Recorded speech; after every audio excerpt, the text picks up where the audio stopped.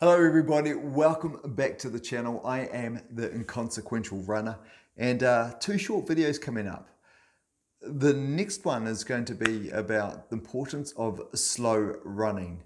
So why we need to learn how to run slow, and running slow is a lot harder than we think. But anyway, that's going to be the next video in a couple of days, though I'm going to shoot it right now.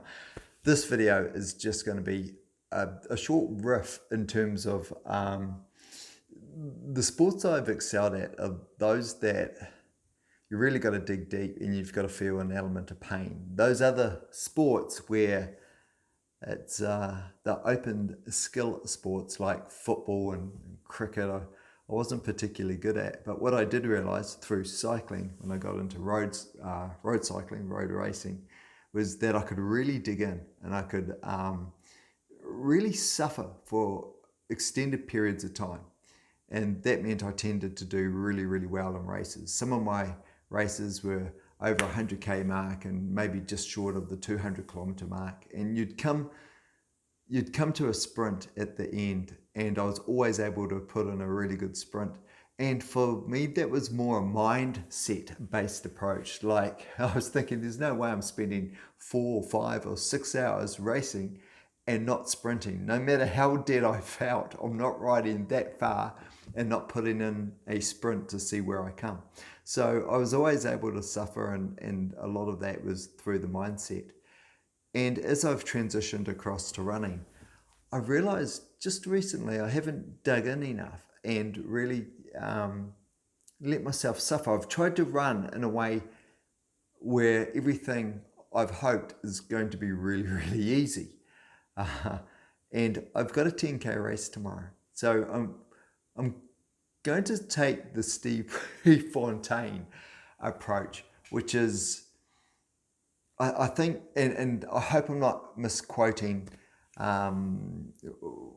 Pre here. I say Prefontaine. A lot of people just refer to the legend as Pre.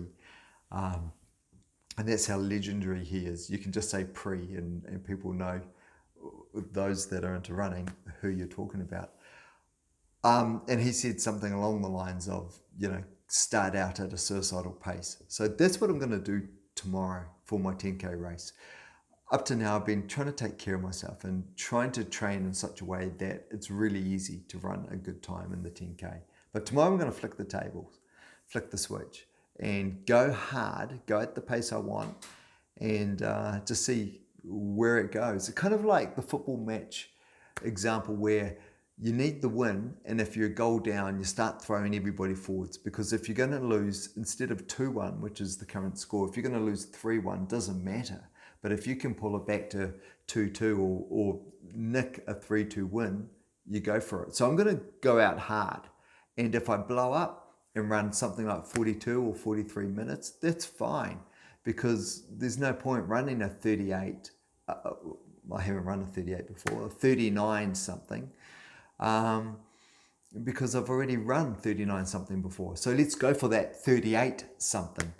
And yeah, if I get it, I get it. But if I blow up, I blow up. But there's no point running safe, because I know I can run a sub 40. So if I run safe, I'm just going to get what I've always done. Anyway, why? Why does this relate to you? And thanks for sticking around and being patient, because at the end of the day, I record these like no one's watching, which is not far from inaccurate. Check in with yourself. If you're an experienced runner, check in with yourself. And what is it that you used to do before that you've stopped doing over time? I remember a cricketer in New Zealand who was a fantastic cricketer, world class, but went through a real bad patch. And that was because, by his own admission, he started taking his eye off the ball. He started thinking about everything else, all the nuances, all the finer details, but the basics, keeping the eye on the ball, he started to forget. So it's amazing how some of the basics that served us really well, we let go of over time. And for me, one of the basics was being able to suffer, actually being prepared to hurt myself to get a good time, or to, in the case of cycling, stay with the peloton, not get dropped off the back. So I'm in for a shout. I've got a chance to win at the end. So And I should have led with this. Because, I mean, who's going to get to this point of the video, right? What is it? What are your basics? If you're an intermediate or an advanced runner, what are your basics that have served you well over time, but you've neglected or forgotten about? And your next best performance might be that. So what I'll do, I'll give an update. I'll let you know how I go. You know I'm going to go out hard, and I'm going to go into that pain cave, and I'm going to hold as long as I possibly can and see what time I can get. And if you're a beginner, this will serve well for you too. The things that really work well for you, and you'll find out early in your running life cycle, is those things that serve you really well. How can you build them in and continue to respect them and get benefits from them rather than let them subside? And that's it. That's the thought I was going to share with you today. Next video coming up is going to be on slow running and how I had to teach myself to run slow. It's really harder than it sounds, and you might know that already. Okay, till then, take care.